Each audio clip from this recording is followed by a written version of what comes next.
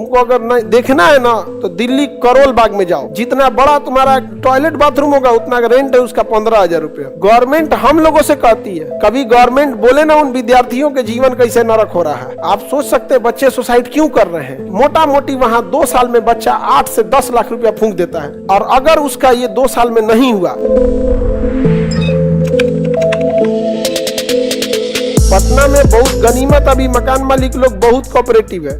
तुमको अगर नहीं देखना है ना तो दिल्ली करोल बाग में जाओ। जितना बड़ा तुम्हारा किचन टॉयलेट बाथरूम होगा उतना रेंट है उसका 15,000 रुपया। सबसे करोल बाग दिल्ली का जहाँ पनिया घुसा था, मुखर्जी नगर में नहीं, दोनों अलग अलग जगह है। इंग्लिश मीडियम वाले बच्चे ओल्ड राजेंद्र नगर अर्थात करोल बाग में ज्यादा है, वहीं है ये है। हिंदी मीडियम वाले बच्चे नेहरू विहार, गांधी विहार, मुखर्जी नगर, वजीराबाद मॉडल टाउन यही रहते हैं यहाँ पर। तो वो मेनली उसको कहिए, एक हो गया आपका मुखर्जी नगर हिंदी मीडियम वाला, वहाँ रूम ठीक ठाक है, वहाँ पे 5, 7, 10 ऐसे मिल जाता है। लेकिन करोल बाग में 15,000, उसका कोई ठीक है नहीं है। गवर्नमेंट हम लोगों से कहती है, कभी गवर्नमेंट बोले ना उन विद्यार्थियों के जीवन कैसे नरक हो रहा है। 15,000 रुपए में कैसे कैसे रह रहा है वहाँ, समझ में आया कि नहीं। आपकी चिंता किसी को नहीं है। उसका रीजन जानते हैं क्या है? आप लोगों को झंडा धोने की आदत लगी। आप किसी ना किसी पार्टी का इंटरनल सपोर्टर, चाहे मानसिकता से, कोई गलत नहीं है आप किसी पार्टी के सपोर्टर, लेकिन आप झंडा धोने के काम में आएंगे, इससे ज्यादा कुछ नहीं। नारा लगाइएगा। हर नेता के भाषण में अगली पंक्ति में विद्यार्थी या युवा वर्ग होता है, और हर राजनीतिक पार्टी का एक युवा संगठन है जो केवल नारा लगाएगा, झंडा ढोएगा, अपने बदले में कुछ नहीं मांग सकते। तो यही काम में आता है। आज बताइए वो बच्चों की स्थिति नरक जैसी हो गई। आप सोच सकते हैं बच्चे सुसाइड क्यों कर रहे हैं। 15,000 रुपया रेंट देगा, खाना पीना, कॉपी किताब जो कि 20,000 रुपया महीना पड़ गया उसका। सालाना आप उसको जोड़ रहे हैं कितना पड़ेगा, साल भर का जोड़िए तो 20,000 के हिसाब से 12 दूनी 24, लगभग 2.5 लाख। कितना? 2.5 लाख। सोचिए 2.5 लाख रुपया 1 साल में रहने को दे दिया।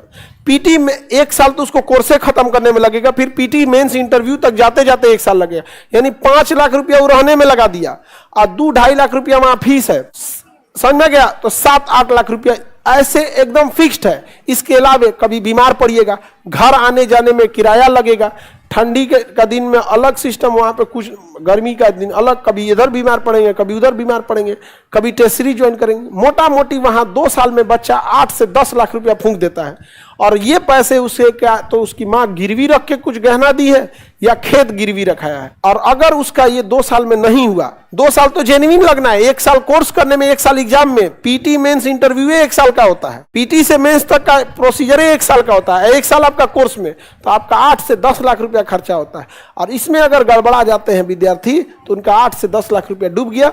अगर बैकअप अच्छा है, बिजनेसमैन फैमिली के, अच्छे फैमिली के, तो कोई दिक्कत नहीं है, और नहीं तो नौबत आती है सुसाइड की, बहुत दिक्कत होता है। और इस सब के लिए शुक्र मनाइए आप पटना में हैं, यहाँ आपको उस टाइप का नहीं मिलेगा। और थोड़ा सब हमेशा याद रखना, जहां भी रहो ना सिम्बायोसिस में रहो, हमेशा अच्छा रहोगे। जहां अगर आप रिलेशन सिम्बायोसिस का खराब होगा वो गड़बड़ हो जाएगा। यहाँ कई को विद्यार्थी सब लॉज में रहता है, जब खाली करेगा ना तो बाहर से ताला मार देगा, अंदर का सामान गायब, उसका 1500 रुपया 2,000 रुपया लेके भाग गया मकान मालिक का। इससे क्या होगा? आपको तो 1500 या 2,000 रुपया का एक बेड था, 2,000 रुपया का बेड एवरेज रेंज है 1500 से 2,000 का। इसके बाद कोई भी विद्यार्थी आएगा ना वो भरोसा ही नहीं करेगा, वो सीधे कहेगा 5 तारीख तक किराया दो नहीं तो भागो। वो क्यों ऐसे बोल रहा है? कोई ना कोई उसको भुगत के गया है, वहां गया है कि नहीं गया है। तो हम लोग को तो बड़ी मजा आता है, हम ही लोग से कोई कुछ दिमाग में किसी के कुछ ना कुछ बैठ जाता, भाग जाएगा।